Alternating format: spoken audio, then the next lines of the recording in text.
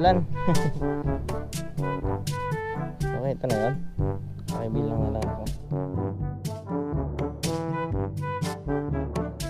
Yun, so ito na nga, dumating na nga yung in-order natin kay Sir, ano pangalan niya?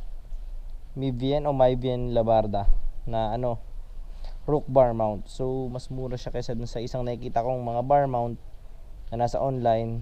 So pinatos ko na. So tara, buksan natin. Yun. So meron siyang clamp. Yan, ito yung para sa lock ng cellphone natin siguro sa tingin ko. So ito siya yung mga goma, pampasikip. And ito naman yung nilalagay sa cellphone. So 1, 2, 3, 4. Tara, kabit natin siya.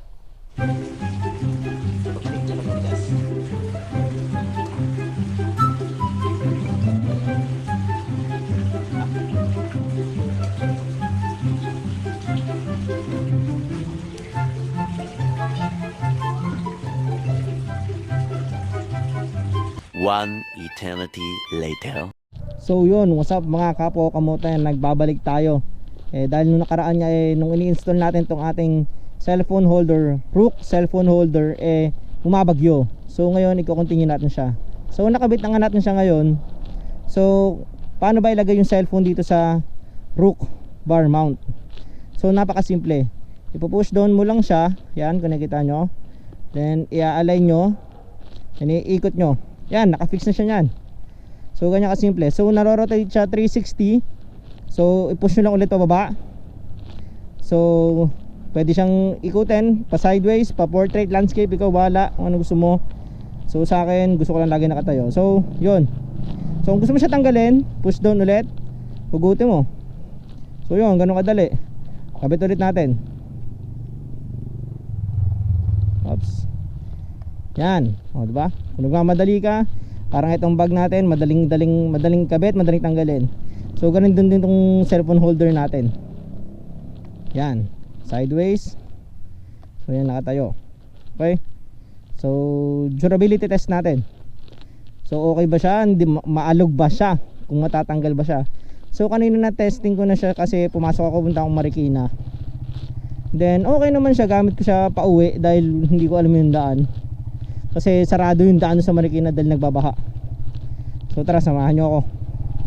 Papakita ko sa inyong kung natatagtag ba yung cellphone natin dito sa ating cellphone holder. Open natin yung cellphone ko. Yan o. Yan o, kita nyo sa road bumps. Wala siyang kalog-alog. Stable pa rin siya. Dito ulit o. Marami pa naman ditong bumps eh. Ano man tawag dito sa mga bumps na yan? Kung may nakakaalam is paki-comment na lang sa comment section. Ayan, kita nyo, stable pa rin siya. So ang next natin is syempre sa high speed. So kung di ba siya tatalsik within 100 plus kilometers, di ba? Magulat na kayo, lumilipad na yung cellphone nyo, no? Sana yung cellphone ko wag naman lumipad ngayon. Pangalawang cellphone ko na yan ngayong taon eh. Okay. Hindi tayo makabira.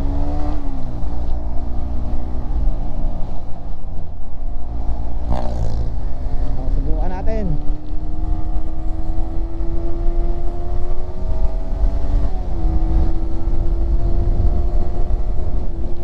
Oy! Pagal na tayo, hindi na pwede. Ano na sakyan. So yun. Nakita nyo naman, buhay na buhay yung cellphone natin, nakadikit pa rin. Yun, nakarating tayo at andito pa natin ang ating cellphone. Nakakabit pa rin. Wala pa. Hindi ako bibili ako cellphone. Hindi tag ito, chain cleaner, helmet. Kobe yung Kobe. Baka i-wanted mo ako nito, Pops, ha? Si Van Rider. Oh, kaway ko, naka-vlog ako ngayon eh. Salamat po.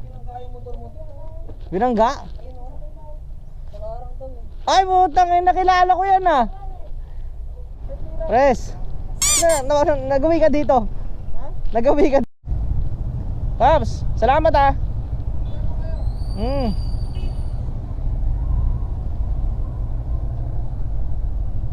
Tara na, Pres.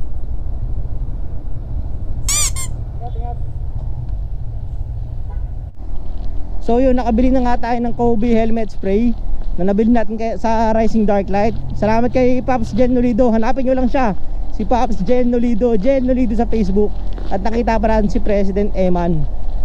So yun, sa mga tatanong kung magkano yung price na itong Rook cellphone holder na to, is worth 1K yung bar mount nya. At alam ko mas mura yung cellphone, ano siya eh, cellphone mount, yung side mirror mount nya eh, around 850 ata yung presyo ng ano.